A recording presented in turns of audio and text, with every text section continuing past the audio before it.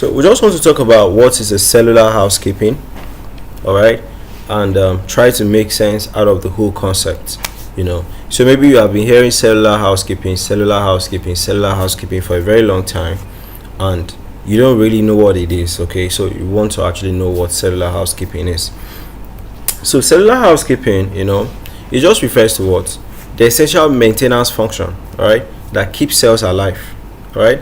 What to keep your cell to become functional, all right? What to make your cell to continuously be responsive. That's just cellular housekeeping, all right?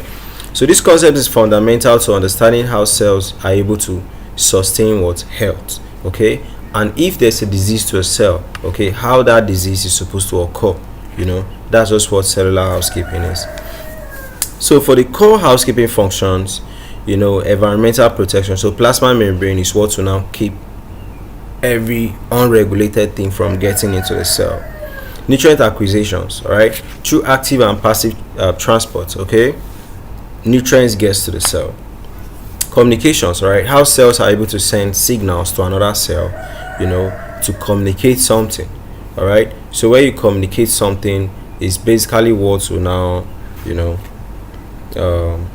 make everything to be all right. Okay, so movement, cells also are involved in movement and all of that.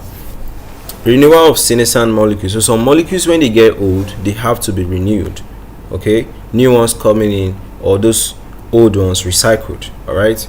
All of that helps in what? Cellular housekeeping. Molecular catabolism, all right, generation of energy that is needed for the cell to continue in its day-to-day activities. So talking about cellular housekeeping, this whole thing is actually what's made possible by the roles of several organelles in the cell. So here we have the organelles: plasma membrane, endoplasmic reticulum, Golgi apparatus, lysosomes, proteasomes, mitochondria, peroxisomes.